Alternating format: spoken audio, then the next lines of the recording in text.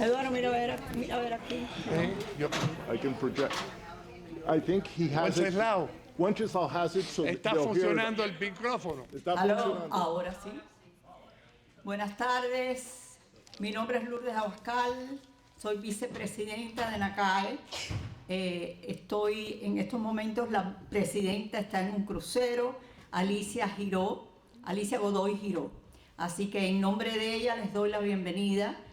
La NACAE, como ustedes deben de saber, pero siempre se los quiero recordar, es una asociación sin fines de lucro que por sus siglas en inglés es la Asociación de Educadores Cubanoamericanos. Nuestra misión siempre ha sido el mantener y el cultivar el acervo cultural nuestro, que es tan importante. Para este fin tenemos siempre reuniones así como estas mensuales, que son abiertas al público y totalmente gratuitas. Estas reuniones después se graban y después se pasan a la red, o sea que pueden verlas, el que no pueda asistir puede verlas después. Una de las cosas que hacemos también es, tenemos una beca, Gastón Fernández de la Torriente, de $2,000, que la damos a un muchacho, a un estudiante que haya terminado sus estudios de high school y vaya a proseguir los estudios universitarios y se haya distinguido como estudiante. Tenemos también una distinción muy especial de Educador del Año para aquella persona que se haya distinguido también en el giro de la docencia. Este año hemos nominado al doctor de los Ceros, Roberto de los Ceros. Y sin más, quiero presentar al tesorero de NACAE, el doctor Eduardo Sayas Bazán.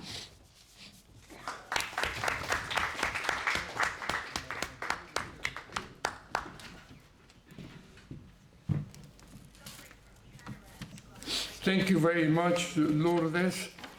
I am going to be speaking in English because this event is being recorded nationally, and we want to be sure that the American public is able to understand what we're saying in this very important conference. This event is being sponsored by NACAE. NACAE is the National Association of Cuban American Educators, and it's a nonprofit organization of educators, although we welcome members who are not educators, because it's very important for us to disseminate our Cuban culture, and this is the purpose of the monthly meetings that we have in this place and in other libraries around Miami-Dade County.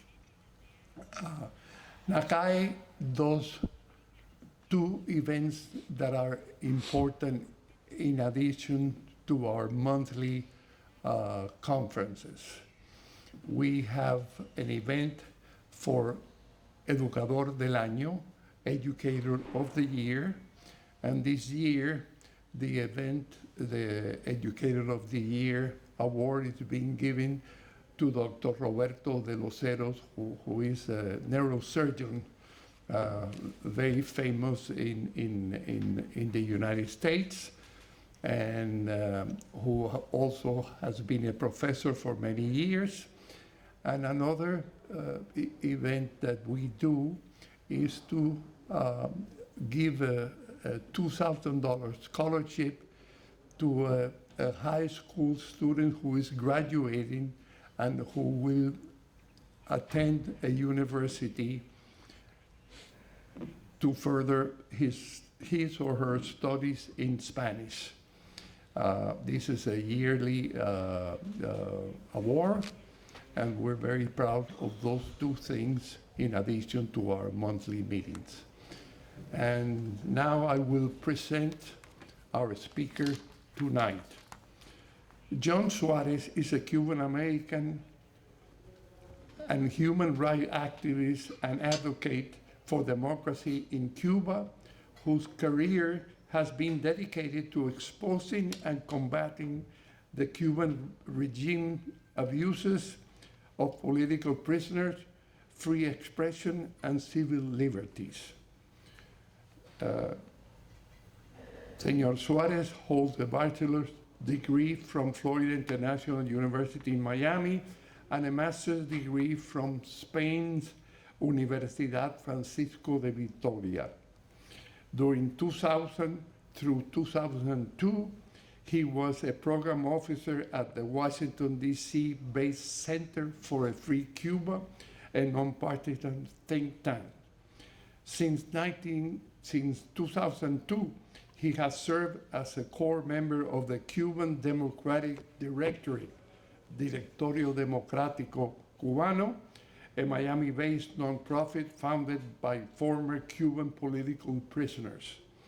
Suárez's efforts emphasize building solidarity between Cuban exiles and internal opposition, positioning as a bridge for nonviolent change against the Castro dictatorship. In 2019, Suárez was appointed executive director of the Center for a Free Cuba, a position that he now holds. He remains optimistic about nonviolent resistance, warning that without robust international scrutiny, the cost of freedom could claim more lives. He continues working in the pursuit of a free Cuba, where human rights and the rule of law are respected in the future. After this lecture, there will be a period of comments and questions from the audience. But today, I wanted to recognize with us José Daniel Ferrer, who is the founder of UNPACO, Unión Patriótica de Cuba, and who has been the most important opposition leader in Cuba until a few weeks, where he was forced to leave Cuba after being in prison for a number of months and years before. So when the lecture finishes, we're going to have the opportunity to have Mr. Ferrer answer questions that we might have. And I will now let you have John Suárez present.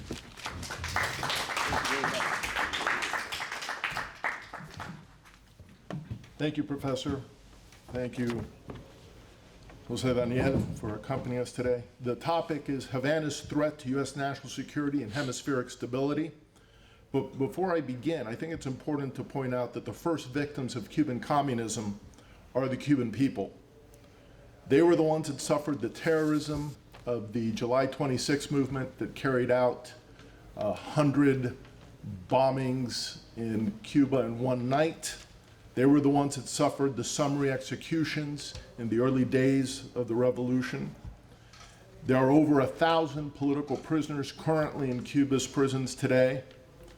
José Daniel Ferrer was a member of the Christian liberation movement that sought through the existing legal system to pursue change through the Varela Project. The response of the dictatorship was to lock up José Daniel Ferrer and 74 others in 2003 to long prison terms. In his case, they threatened him with a death sentence for gathering signatures in a citizen petition drive. Osvaldo Payá Sardinas, who was head of the initiative, together with his youth leader, Harold Cepero Escalante, were murdered by agents of the Cuban government in 2012. And we also cannot forget that next year will be the 30th anniversary of the shoot down of the Brothers to the Rescue planes, which was an effort by Cubans and Cuban Americans to save the lives of Cubans in the Florida Straits, and because they were non-violently engaging with the dissidents inside of the island, the regime felt it was unacceptable, and they sent out MiGs that blew these civilian planes out of the sky over international airspace. But as I said, that is not our focus today, but the harm Havana has done to US national security in this hemisphere. I'd like to begin by dispelling some myths that all too often are spread in the academy. One is that Fidel Castro was driven into the arms of the Russians by the Americans. Not true. We now know, thanks to the Soviet archives after the collapse of the Soviet Union in 1991, that the initial contacts between the KGB and the Castro brothers was in 1953. There's a very important work called the Matrochkin Archives. The Soviet KGB archivist defected, and he wrote a couple of books, and I think it's important. One of the quotes from this book indicates the following. The KGB's leading Latin American expert, Nikolai Leonov, this was the individual that Raul Castro first met in Prague in 1953. The official story that the regime put out in an interview they did with him back in 2019 was that they had met by chance on a transatlantic voyage from Europe to the Americas and spent a lengthy period of time and got to know each other. According to the archives, they'd met in Prague and they were already conspiring in 1953. So the KGB's leading Latin American expert, Nikolai Leonov, who was the first to make contact with Raul Castro, wrote later, "Cuba forced us to take a fresh look at the whole continent, which until then had traditionally occupied the last place in the Soviet leadership's system of priorities. The charismatic appeal of Castro and Che Guevara extended far beyond Latin America." And this wrote Vasily Matrochkin in The World Was Going Our Way, the KGB and the Battle for the Third World. And this was published in 2006. So we're talking about an effort that even while the Americans were trying to court the Cuban revolutionaries in 1958, placing an embargo on Fulgencio Batista, an arms embargo, quickly recognizing the Cuban regime in January of 1959, inviting Fidel Castro to Washington, where he was received by Vice President Richard Nixon, they were already actively collaborating and conspiring with the Soviet KGB going back 6 years. The other item, which is also interesting, that all of this was taking place while relations between the US and Cuba were normal, is the outreach that was done to Beijing. In September of 1960, a Cuban delegation visited Beijing, led by Ernesto Che Guevara, in which Guevara sits down with Mao Zedong and they plot out what are the vulnerabilities in Latin America and opportunities for communist subversion and revolution in that hemisphere. We're talking, this was in September of 1960. Relations between Cuba and the United States did not end until January of 1961. So the Cubans were already plotting. They were already sending guerrilla groups and trainers out to countries in Latin America, also to Gaza. There's photographs of Ernesto Che Guevara with other Cubans visiting Gaza in 1959 and asking the question, according to the Palestinians who were there, of where are your arms factories? Where are your bomb-making facilities? What are you doing in your resistance against Israel? This was in 1959. So the idea that the US pushed the Castros into the arms of Russia, the Soviet Union, is absurd. The relationship with China was also very strong in the early years, but there was a famous Sino-Soviet split that had already started in 1956 when Nikita Khrushchev criticized Stalin. Mao was a fan of Stalin, but then other actions took place. When China had some issues with India, the Soviet Union sided with India, not with their communist ally. That also drove a wedge in the relationship. And by 1963, 1964, The Chinese were criticizing the Russians for not having been more aggressive in the Cuban Missile Crisis, when the Russians had put nuclear weapons in Cuba. The Chinese were upset that they had removed them. In addition, Fidel Castro was also upset about it at the time and was speaking very critically of Nikita Khrushchev. The relations, however, because the Castro brothers made the decision, and Raul Castro was a big fan of the Russians, to side with the Soviet Union in that split, the relations with China cooled down. Fidel Castro started speaking ill of Mao, and the relations between the two countries were in a deep chill for 20 years, from about 1964 to 1989. What happened in 1989 with China? Well, Gorbachev, reforms in Russia, warming of relations with the US, and Tiananmen Square, which led to a chilling of relations between the US and China, led to a warming of relations between China and Havana. The Cuban foreign minister came out right after the Tiananmen Square massacre supporting it. And the response by the Chinese, there were mutual visits to Cuba by high Chinese officials. Fidel Castro went in 1995 to the wall and a big visit to China, and then in 1997, Raul Castro went. The Chinese already in 1992, we now know, were taking over bases abandoned by the Russians when the Soviet Union collapsed in 1991. There are currently 4 bases, apparently, that we know about operating in Cuba by the Chinese, spying on the United States. But I want to backtrack a bit of those decades of work between the Soviet Union and Cuba.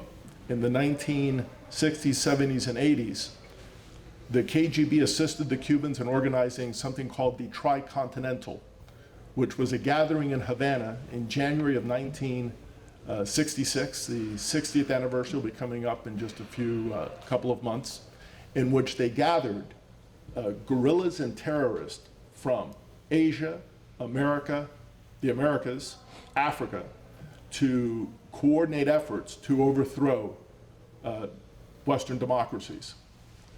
And at that conference, one of the figures that attended as a young man later became known as Carlos the Jackal, Venezuelan terrorist who worked with the PLO. He got his start at that meeting, the Tricontinental, taken by his father who was a communist. Then he stayed behind and went to the training camps that the Cubans set up with the help of their Russian partners after that gathering in Cuba.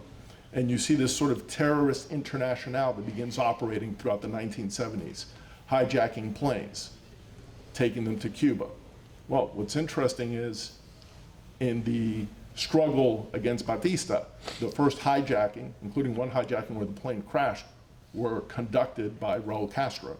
So the Cuban government, you see the DNA of its terrorist activities and its struggle against the Batista regime writ large on the international scene once they take power in Cuba in the 1960s all the way to the present. Let me see what else I need to touch on.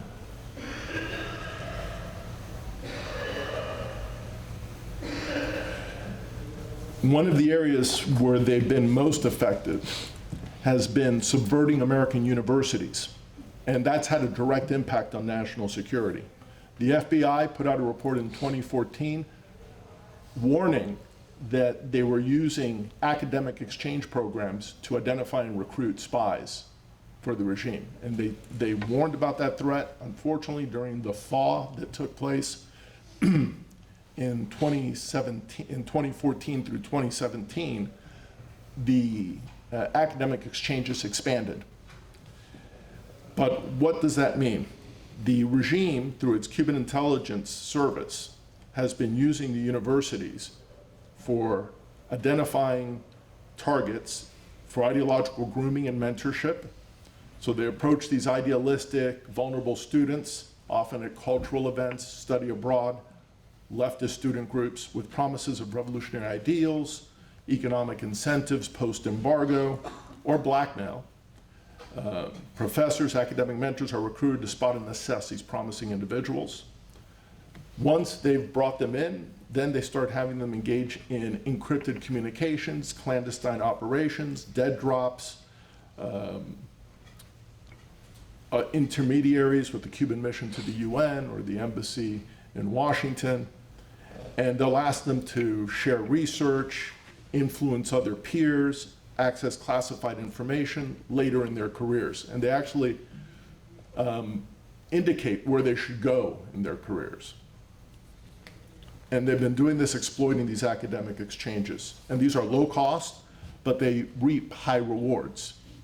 Before 2020, Ana Belén Montes, she was recruited by Cuban intelligence while studying at Johns Hopkins University as a student in the 1980s. She rose to become the top US Defense Intelligence Agency analyst, and the Defense Intelligence Agency at the Pentagon is the military equivalent of the CIA. She had access to sources and methods of intelligence gathering that the director of the CIA did not have access to. And she was working from 1985 until 2001, passing information to the Cuban dictatorship, information that resulted in the deaths of soldiers, including US soldiers in Central America in the 1980s. She was also arrested in 2001 prematurely because they were trying to identify her handlers, but they were afraid that the information she was providing in the aftermath of the September 11, 2001 attacks would be passed on to the Taliban and used against American soldiers in the field. They couldn't take that risk, so they grabbed her up. But this one case, for 17 years working for the regime, exemplifies how they use these academic environments to spot talent and cultivate it over a long-term period. In addition to the soldiers she endangered, she also identified the names of at least 4 covert US agents. The DGI told, the Cuban Intelligence Service told Ana Belén Montes, quote, "We were waiting for him here with open arms," about one of the agents she exposed. Weeks after her DIA-sponsored trip to a Salvadoran military camp in early 1987, where US soldiers were training Contra rebels, the outpost was attacked, killing 1 American Green Beret and 43 Nicaraguans who'd been fighting beside him. After her arrest, Montes showed no remorse for the lives she likely ended, saying, quote, "Espionage always hurts someone." Closer to home, Florida International University, and this you look directly at the exchange programs. Carlos and Elsa Alvarez. Carlos, a psychology professor at FIU, admitted in 2007 that he had spent 30 years sharing information with the Cuban government about Miami's exile community, but he was also the person who led the academic exchanges between FIU and Cuba. So the students who were going to Cuba were being overseen and cared for by a Cuban spy. How did this all begin? The Venceremos brigades.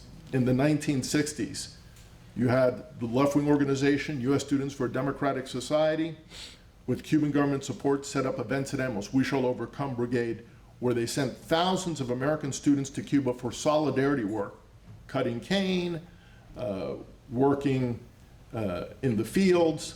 But what it really was an opportunity to engage in intensive political indoctrination, including sessions on revolutionary theory and anti-imperialism, often led by Cuban officials. Over 10,000 US youths participated by the 1980s, and it is still taking place today. One of the persons that was a graduate of this process, Karen Bass, is currently the mayor of Los Angeles. She was being considered for vice president of the United States during the during the initial Biden run for president in 2020. Broader ideological subversion, again, academic fronts through conferences, exchange programs, funded research, has infiltrated the American syllabi. You see this reflected in the Latin American Studies Association, that recently there was an actual identified Cuban spy participating who was outed, and the defense was, well, we want a diversity of views. I want to touch on what's been going on over the last 5 years. The FBI in this report, and if this is available online, but I'll be happy to send it to you if you provide me with an email. You can send emails to freecuba@cubacenter.org, and we'll send you the PDF of this report. Describes a multi-decade network from the 1970s through the 2000s run by US professors and researchers at 2 unnamed prominent universities that assessed up to 50 students and colleagues, successfully recruiting at least 6, sharing biological research and reagents with Cuba, which then passed data to allies like North Korea and Russia. Operations involved grooming recruits through dissertation supervision and secret meetings with Cuban intelligence. Another case that was exposed in 2023 that is still being assessed in terms of the full damage is that of Victor Manuel Rocha. He was arrested in 2023, but this is another person who was radicalized during his time at Yale University in the late 60s and early 70s, and identified by Cuban intelligence, recruited, and they guided him in his career through US institutions.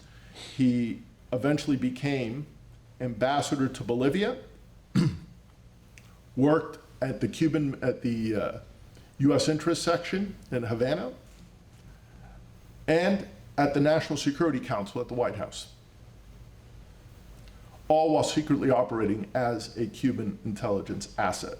He was sentenced to 15 years in prison on April 12, 2024. And this, again, exemplifies how Cuban operations exploit university environments to groom future officials for long-term infiltration of US policy and national security circles.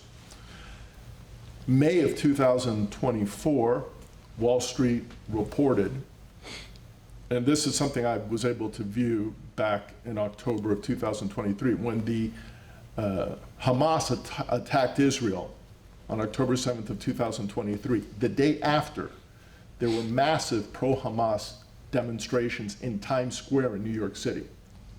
The individual at the front of it, Manolo de los Santos, of Dominican background, has been working in Cuba for years, traveling back and forth with something called the People's Forum, taking young Americans to meet with Diaz-Canel on camera in Cuba, and he was the one leading the pro-Hamas march on October 8th in New York City, in Times Square.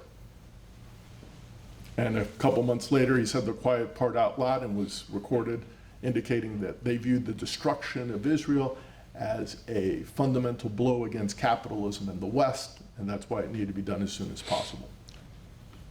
So this is Mr. Manolo de Santos of the People's Forum, which gets funding from China, but is also assisting and getting assistance in the formation of activists through Havana directly. And this we're talking about 2024, 2025. One of their members, Kala Walsh, was interviewed openly asking why, when Israeli embassy staff were murdered earlier this year in Washington, she was asking why there weren't 100 more killed, and why activists like her hadn't protected the shooter afterwards, and saying that the resistance wasn't just something to be done in Palestine, but to be done here in the United States as well. And this is a young Irish American, grew up in Massachusetts, who's made many trips to Cuba and has been visiting the Cuban embassy, received Diaz-Canel a couple months prior to the October 7th attacks when he was at New York for the General Assembly meeting.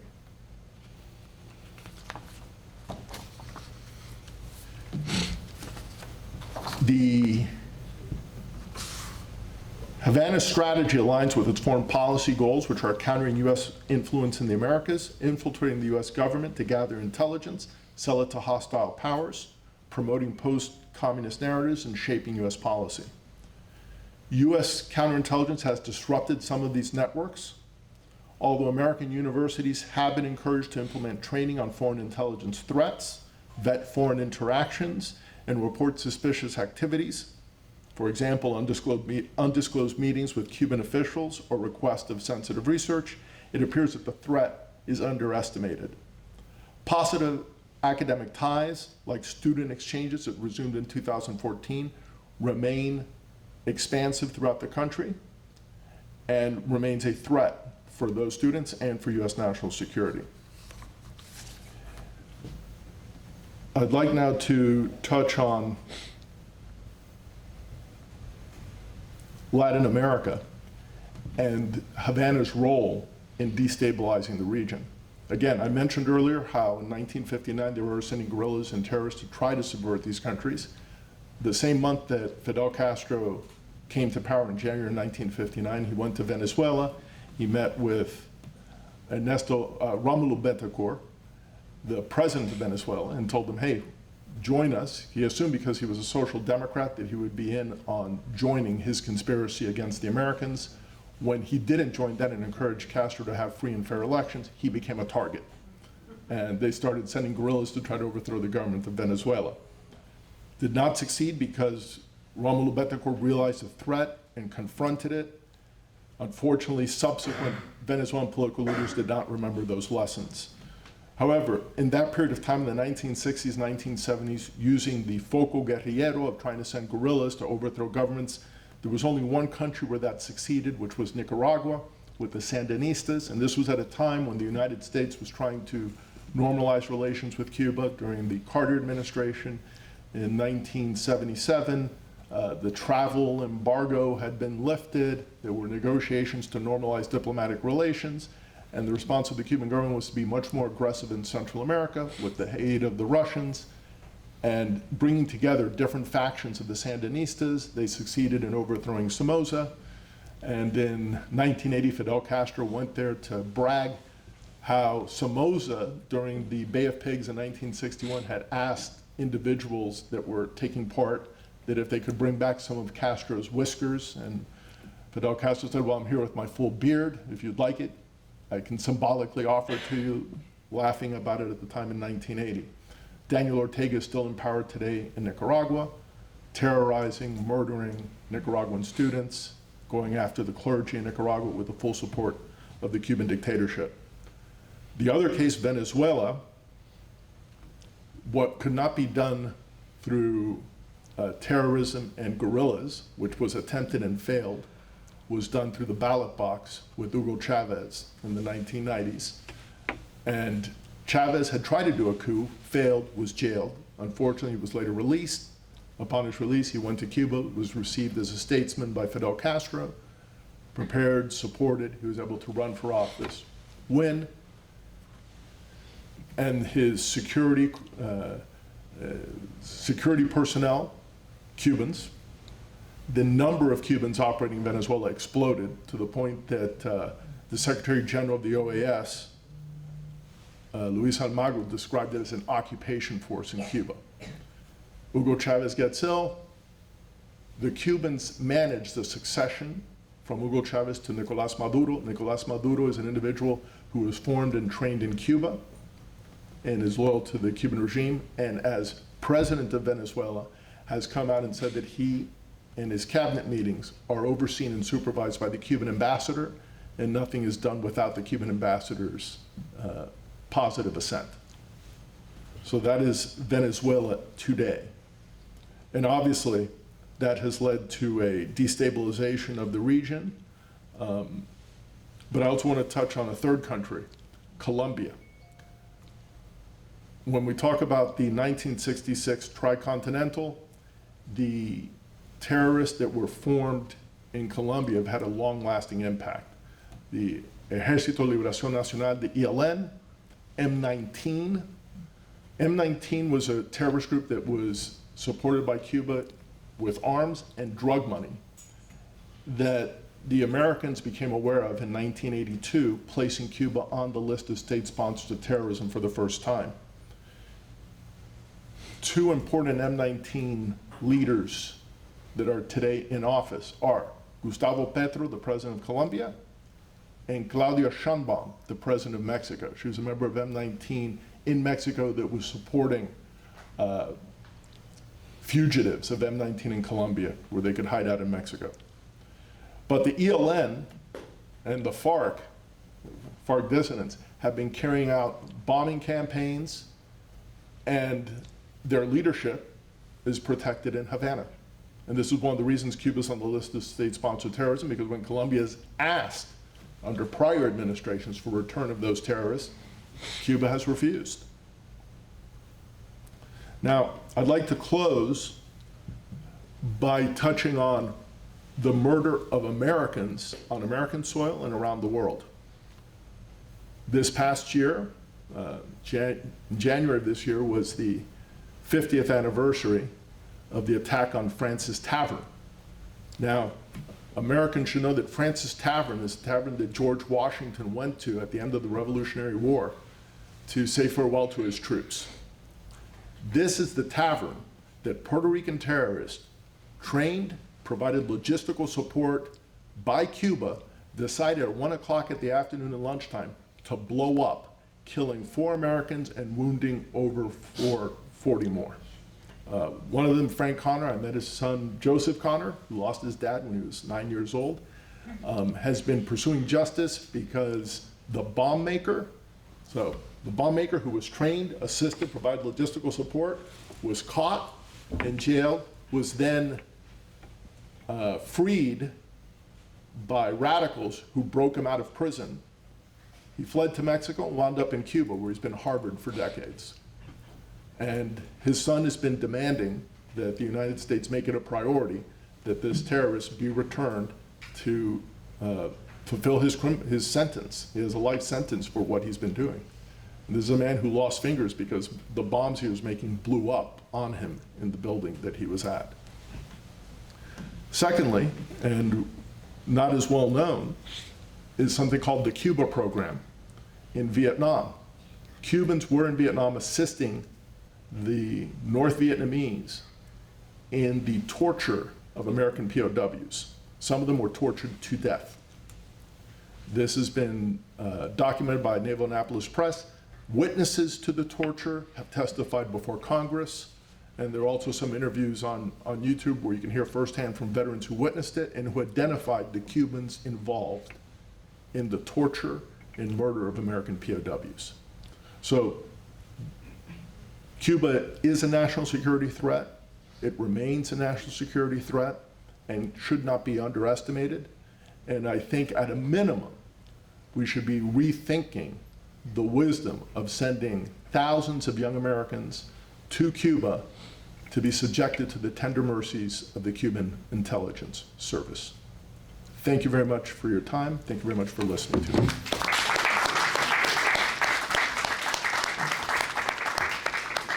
Would you like to answer some questions? Of course. Okay. And I guess because they're Mr. going to be taping, shouldn't you go up and talk because they have the microphone? Okay. Or does that, ¿esto funciona? No, I don't think so. Ah, okay. ¿Cómo se puede conseguir copia en español? Mr. Suárez will take questions if you have any, and if not, then we will have our guest, Mr. Ferrer, answer some questions that he will do in Spanish. Yes. In Spanish or in English? We can do it. We can do it in English with Mr. Suárez, but with Mr. Ferrer, we will do it in Spanish. In Spanish with Ferrer. Okay. Congratulations, John, for a very, very thorough lecture on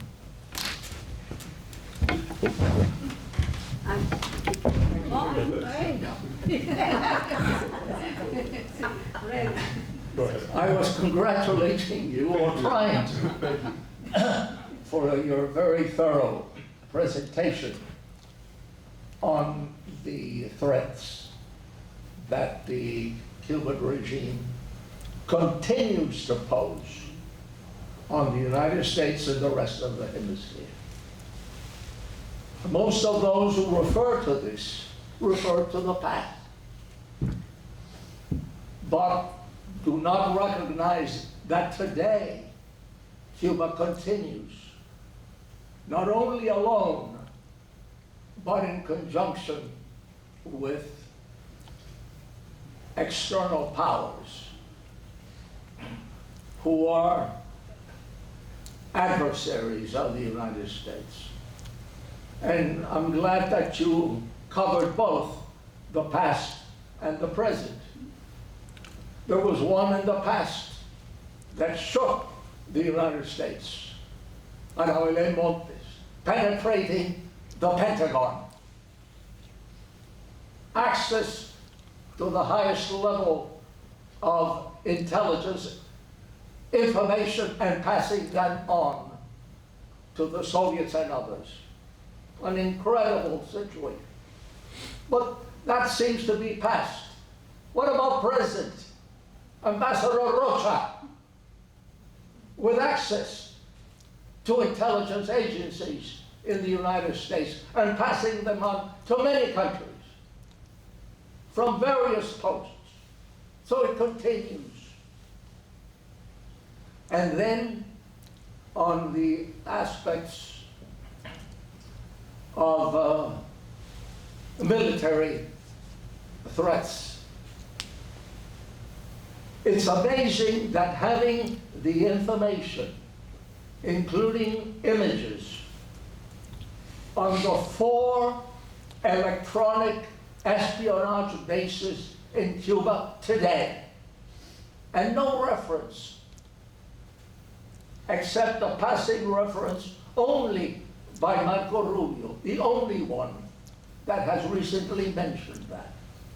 And it's there. So my question to you, because there are other threats that still continue. We focus on Venezuela, but who controls the espionage system and counter-espionage of Venezuela if it's not the Cuban regime? And yet, yes, Venezuela poses a threat, and it's true. But the linkage is there with Cuba. So my question to you, with all the information that you and others have gathered, how do we remain a bit more successful in conveying that information, in making sure that it filters, that it reaches, all of the levels in the United States, opening their eyes, because we still continue to underestimate Cuba as we did in the past. Repetition, repetition, repetition, because the other side is repeating the false narrative nonstop, and they're everywhere. They have their agents of influence in the academy, in the media, in government. I mean, I remember when the classified reports about Cuba were being declassified in the 90s, saying that Cuba did not pose a national threat, and we would read the reports and we go, if you read the Miami Herald or the New York Times, you can see that Cuba's a threat, yet this stuff that's classified and saying it's not, this is ridiculous. Then you realize later, oh, it's because Ana Belén Montes wrote the threat assessment, which she did, by the way. Years later, I'm at Georgetown, and there were a couple of congressmen repeating the talking points from Ana Belén Montes' report. And when they finished, I got up and I said, hey, you're quoting a Cuban spy that infiltrated the Pentagon. You have to be the unpleasant person to speak the truth in very difficult situations and point out the foolishness of some very important people who are repeating Cuban government propaganda that they've successfully infiltrated through US government institutions.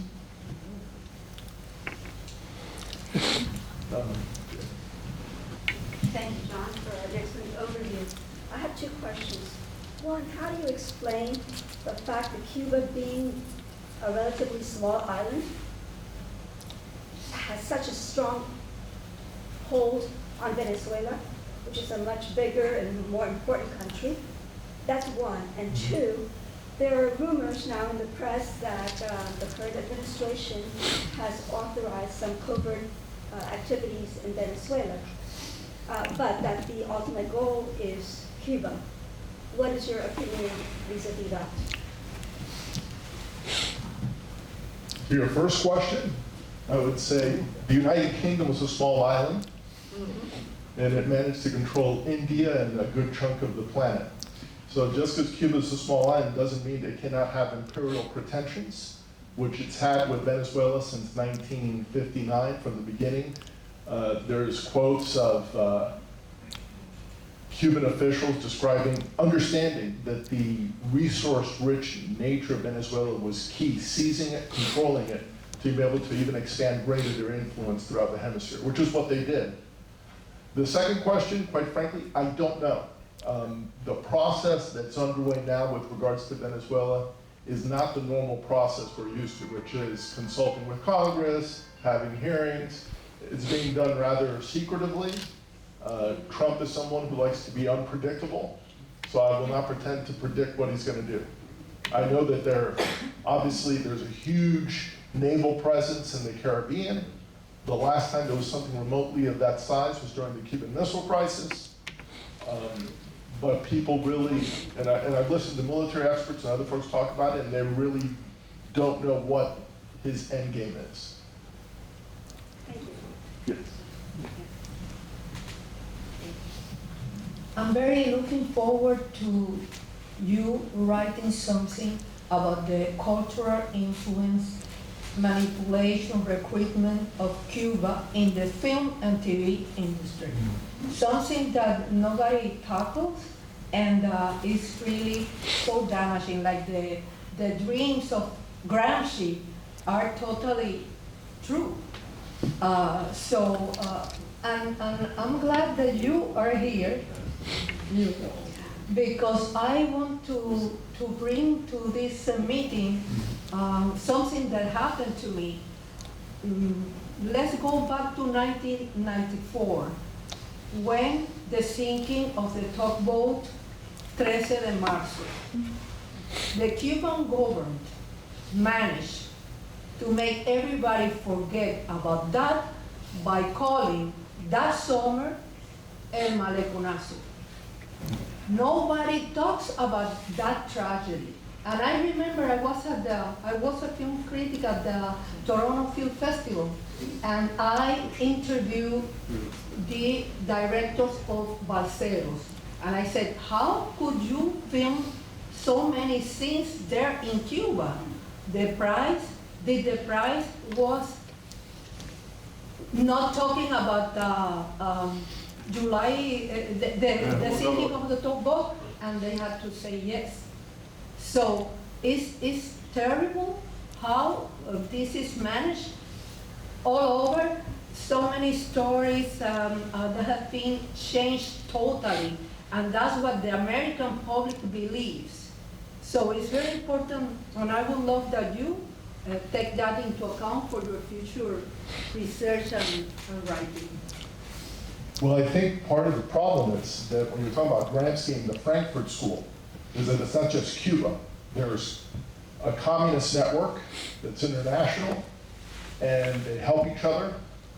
Cuba, at one point, with the collapse of the Soviet Union, became sort of the light post remaining, because they were sort of disenchanted with what the Chinese communists were doing, because they were being too capitalist, at least at the surface, and that turned off the progressives.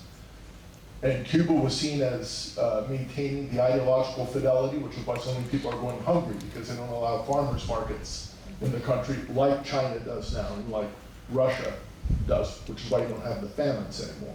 But in Cuba you have hunger because they maintain the centralized communist plan. But the cultural issues, no, I agree with you, that is a great challenge. It's not just Cuba. I will say this, in terms of the 13 de Marzo tugboat massacre, we have consistently on the anniversaries, especially big ones, 50th, 20th, 25th, 30th, organized activities and generated media attention on that event. And also I would suggest to anyone listening, ABC News Nightline, during the Pope's visit to Cuba in 1998, did an episode in which half of the episode was about the tugboat 13 de Marzo. They interviewed Jorge Garcia and his daughter. Lamentably, they passed away last year, Maria Vitoria. And they told their story along with other survivors of the Homocabo in that Nightline episode. So my recommendation is, this is back from 1998, just after the Pope's visit. Request it from ABC News. I'm sure they have it in their archives. Share it with your neighbors. It's a horrible story, but it's a story that needs to be heard. And it is documented by the Inter-American Commission for Human Rights that put out a report On the tugboat 13 de Marzo, it was in 1996, and it's online, and it goes into detail as to what happened. That is too little. You're right, it is too little. Wait a minute, you're right. Thank you. I have a concern that I want to voice, and maybe you can reassure me. Or maybe not. Maybe not, that's the part, but you gave many examples of students, young adults, that were recruited within this country at the universities to support the Cuban regime successfully.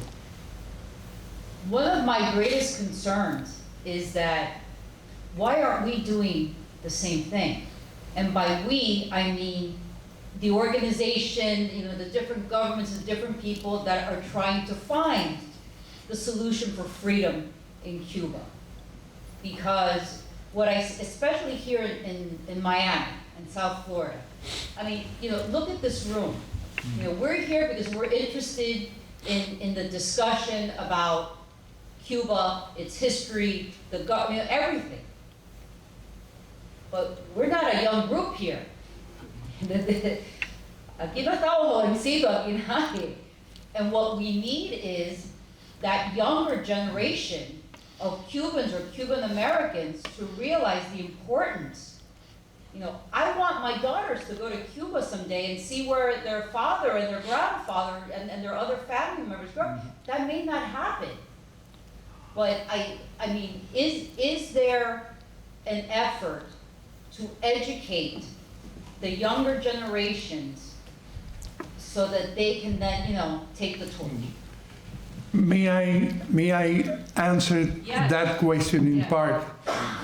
One of the reasons of the new museum of Brigade 2506 is to help educate the youth in this community. The most important thing that the museum will do is to try to educate our youth about the danger of communism.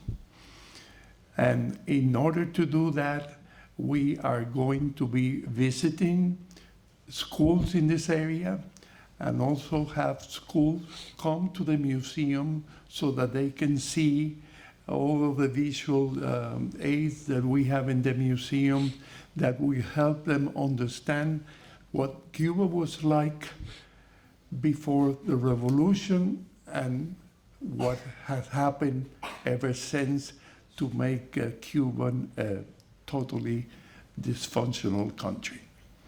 So this is a very important job of the brigade, the Museum of the Brigade.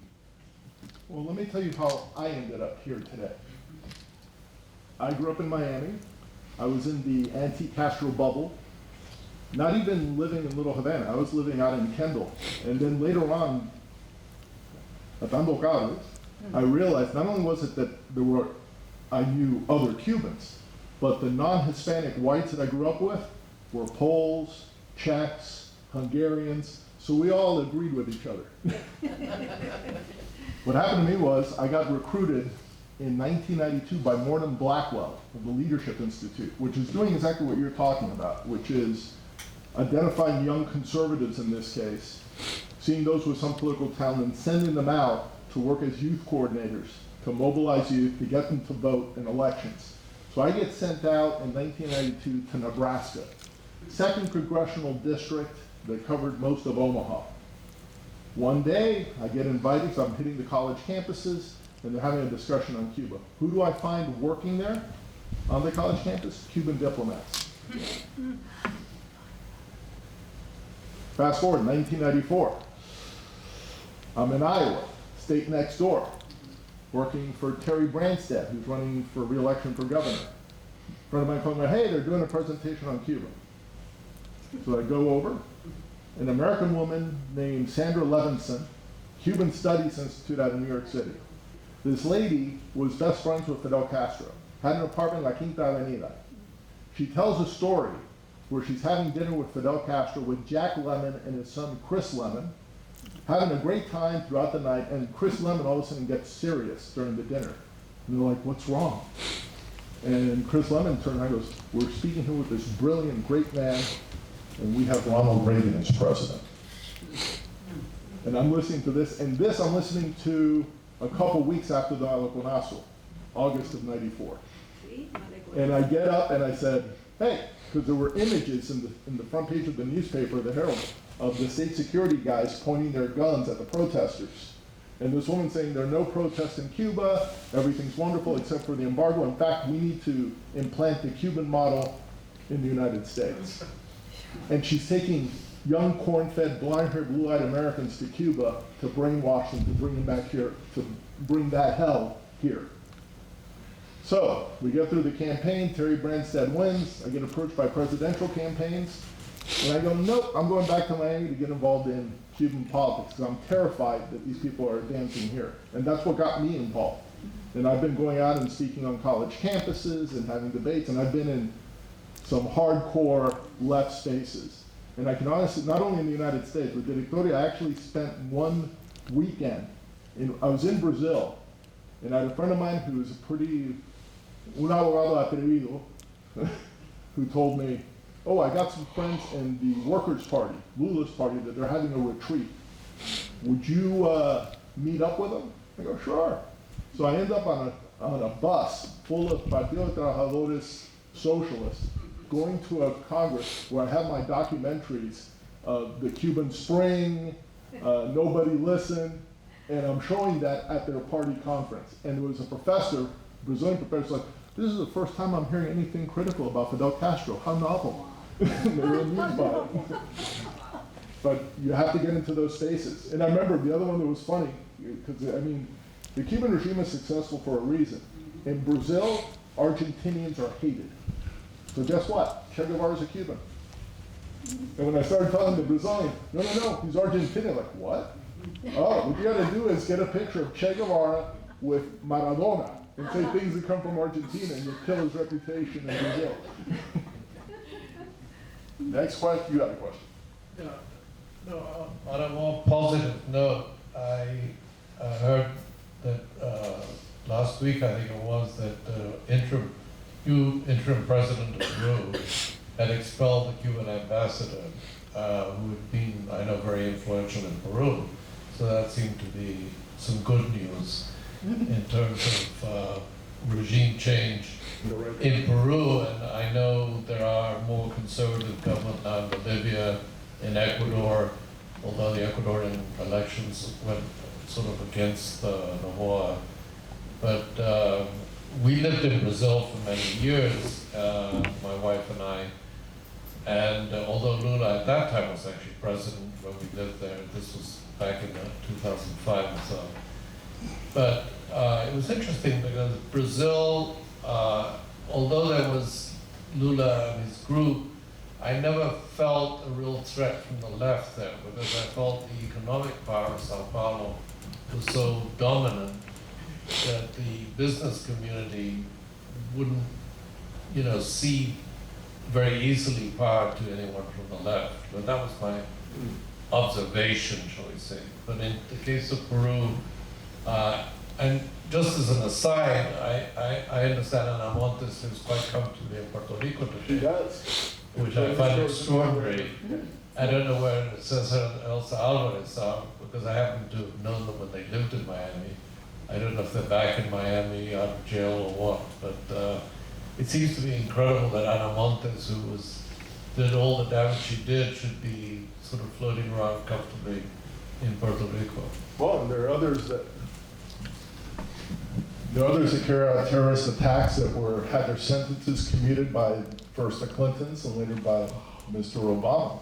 And one of them actually went to Cuba and was awarded a prize and is back in Puerto Rico. So, I mean, it goes on. I think what we need to do is expose it, denounce it, be on top of it. I think my impression of Brazil isn't just the business class. It's that there's a culture that never underwent a revolution.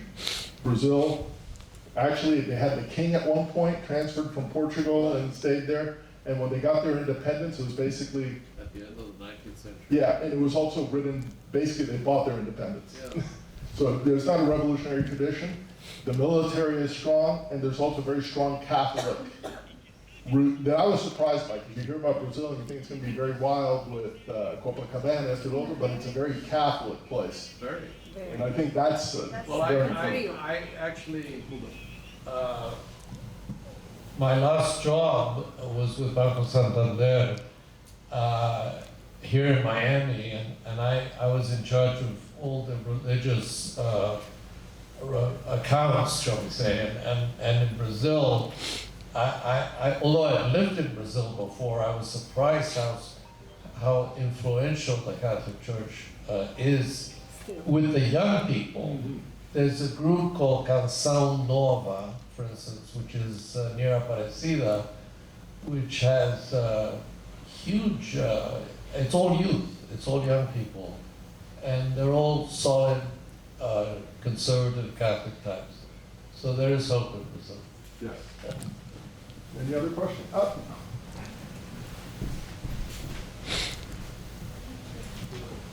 So my question is, how has Cuba's deepening intelligence cooperation with Russia and China altered the U.S. strategic balance in the Caribbean, if there has been any influence in there? Excellent question. And I think it's important to say that the Cuban intelligence service can teach the Russians and the Chinese a thing or two. And the reason they can is they were taught by the best. In addition to the KGB, the East German Stasi, the Waffen-SS, the Nazi intelligence service, some of their members went to Cuba in the early 60s. The guy who broke up, there was a thing called Operation Valkyrie that was an attempt by the military to overthrow Adolf Hitler. That was broken by some of the German intelligence people that went to Cuba and assisted the Cuban intelligence service in its founding. So the first CIA agent to defect to a communist country was a guy named Phil Agee. The Russians were slow to the jump, didn't think he was for real. The Cubans got him. So when the Russians wanted to debrief the CIA agent, they had to get permission of the Cubans. So it's not what the cooperation of China and Cuba is. It's that the Cubans have been embedded, they have the information, and they're getting paid in part to consult with China and Russia to expand their influence, because the Cubans are fundamentally anti-American. Not the Cubans, the Castros. Why are they fundamentally anti-American? Raul Castro is a Russophile, a communist. Fidel Castro is the guy that they both had a father who was a Spanish imperial soldier who hated the United States for assisting Cuba getting its independence. When Francisco Franco died, Fidel Castro declared 3 days of mourning in Cuba for him. Franco never broke relations with Cuba when everybody else was doing it at the time in the 60s. So there's a very warped, twisted level of anti-Americanism that is very profound in the Castros. And you see it that when the Chinese warmed their relations with Cuba, with the United States, relations with Cuba got cold. When the Russians, with Gorbachev and Yeltsin, had good relations with the United States, relations between Russia and Cuba got cold. And when Mr. Putin went to confront the United States, relations improved with Russia, to the point that today in Russia you have recruited 20,000 Cubans, 7,000 actively on the field now fighting in Ukraine for Mr. Putin against the West. That's happening now. In Venezuela, you have Cubans torturing Venezuelan dissidents to maintain their agent Maduro in power. They have weaponized migration over the years, coordinating with Nicaragua, with Venezuela, especially during the Biden administration. And they've used that also to get concessions from the United States, which they've done successfully and repeatedly over the years. So I don't know if that answers your question. Okay. I would like to take this opportunity to see if we can En español. Vamos a hacerlo en español entonces. No, we can do it in Spanish, but have José Daniel Fernández tell us. Ferrer. Sorry about that. Tell us what the situation is like in Cuba. He just left Cuba a few weeks ago. ¿Cuál es la situación en Cuba en estos momentos? En pocas palabras. Sí.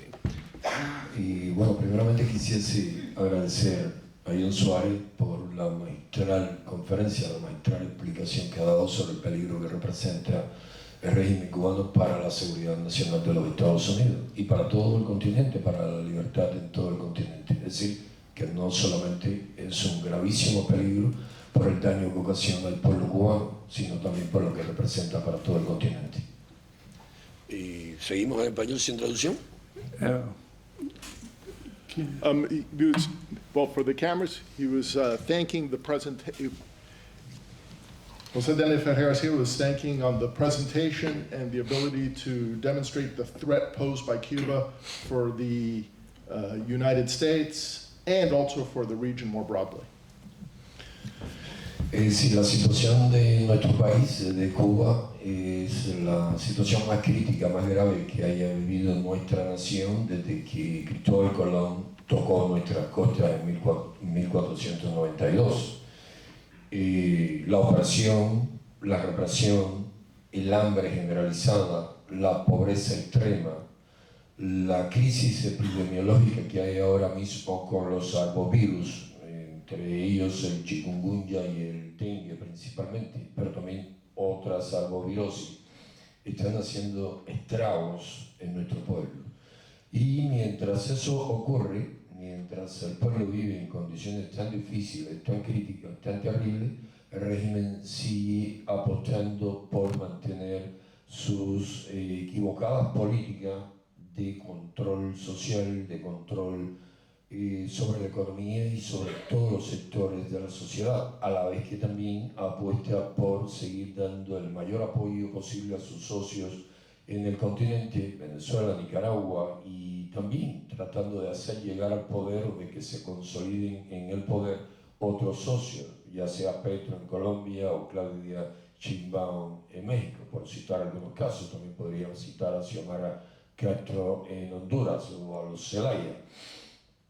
Y también, como dijese hace unos instantes John Suárez, el régimen cubano sigue apoyando y hasta enviando soldados mercenarios a Rusia para que vayan a pelear contra Ucrania. Ya han muerto algunas decenas de cubanos en esa guerra imperialista de Vladimir Putin.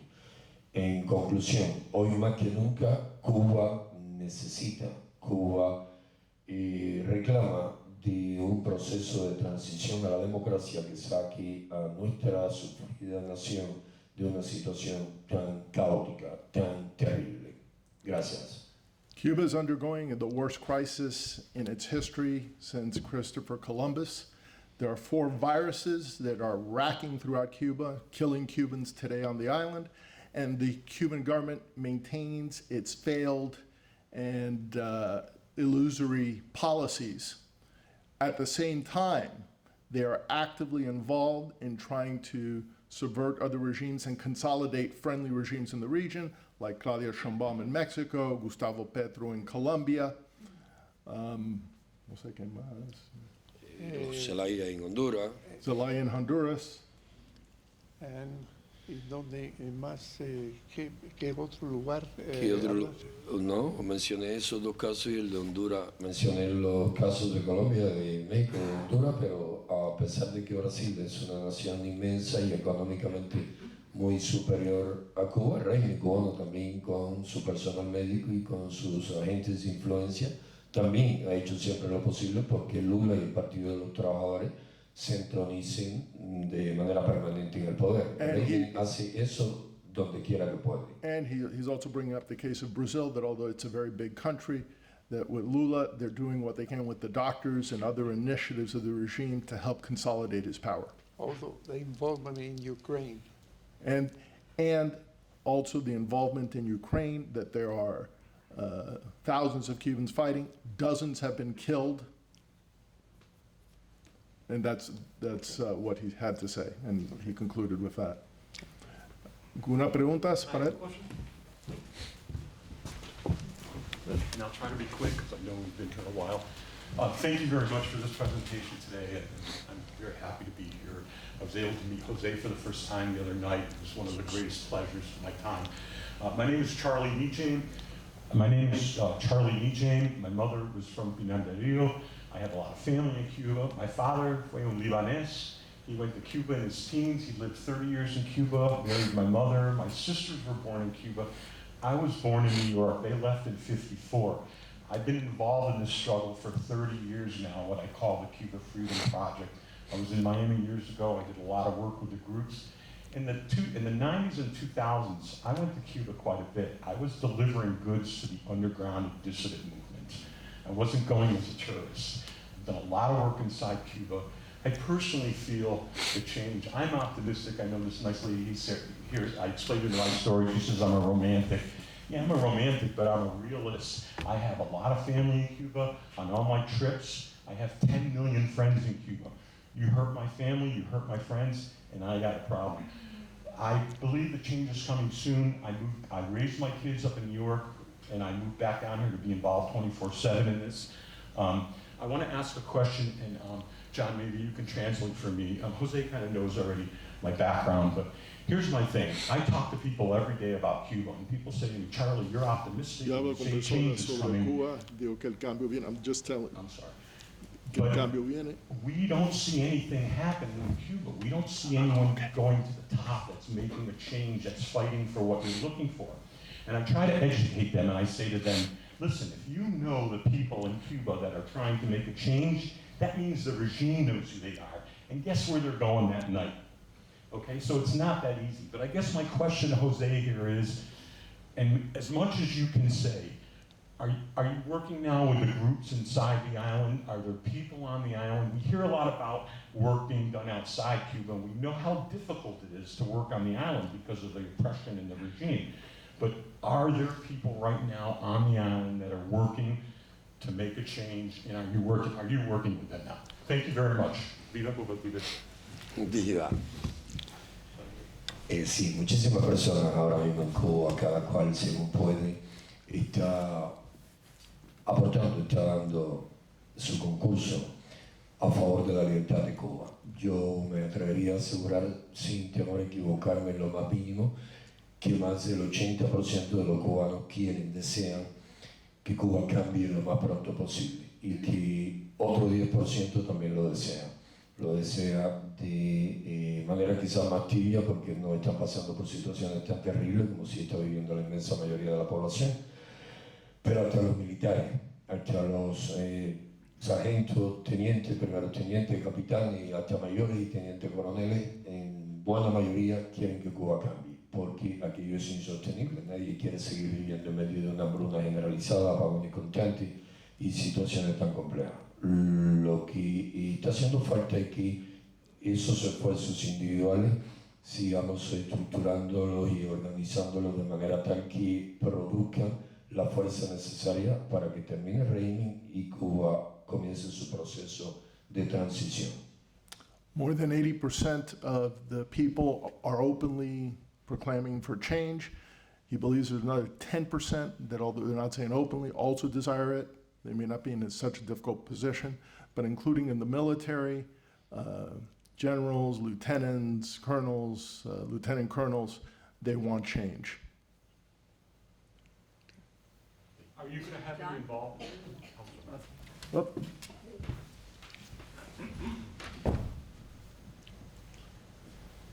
José Daniel, reconociendo el descontento que hay en Cuba, que es bastante generalizado, pero ¿qué posibilidades hay para fortificar y alentar la resistencia cívica militante en la isla? ¿Queda algo y qué se puede hacer, sobre todo desde el exilio, para alentar esa resistencia?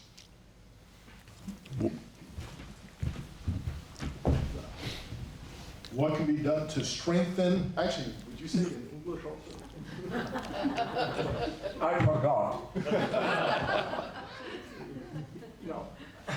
Basically, I was saying, we all recognize the discontent that exists in Cuba, which is latent there. But the question is, how do we revive that and turn that into resistance, civic resistance, militant resistance? What can we do from exile to revive that, which is going to be essential? Without that resistance, there will not be the transition that we all cherish and would like to somehow stimulate. Sí, se están haciendo muchas cosas hace bastante tiempo y continúan realizándose. ¿Qué pasa? Estamos viviendo, sin lugar a duda, los momentos de mayor represión en nuestra patria, en Cuba. Luego de los sucesos del 11 de julio de 2021, el régimen se ha mostrado mucho más represivo, incluso que en décadas anteriores. Ahora bien, la combinación de los esfuerzos internos con el apoyo desde el exterior es de vital importancia para que ese activismo militante crezca y se fortalezca. Con vista al día 10 de diciembre, y esto a manera de ejemplo de lo mucho que se puede hacer, en vista al 10 de diciembre, que es el Día Internacional de los Derechos Humanos, estamos invitando a todos los activistas, opositores ya conocidos, pero también a ese pueblo opositor anónimo, a llenar Cuba con dos letras, la D y la H de derechos humanos.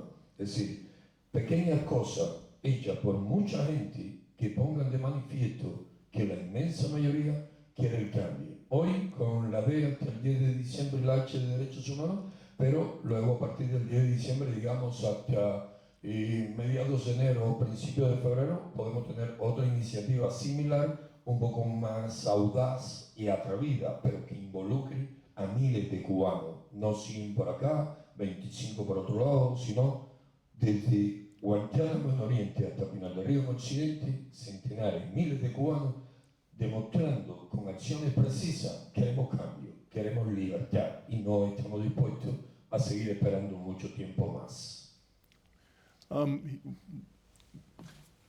What he was saying was that there's much that is being done, but unfortunately after the protests of July 2021, 11J, that the repression has grown much worse. However, there are things that can be done that are very small but still effective and that can be done by many. For example, on International Human Rights Day, December 10th, we're calling on everyone, wherever they can, to put the letters DH, Derechos Humanos, which is human rights in Spanish, across the island, to be able to demonstrate the desire for change. Now, after that takes place, perhaps in February, there are more audacious things that we can then plan to do. Very good, very good. Excellent. ¿Cómo estamos de tiempo? Sí. Yo creo que sí, que ya. Okay. Tenemos hasta las 5 de la tarde, sobra tiempo.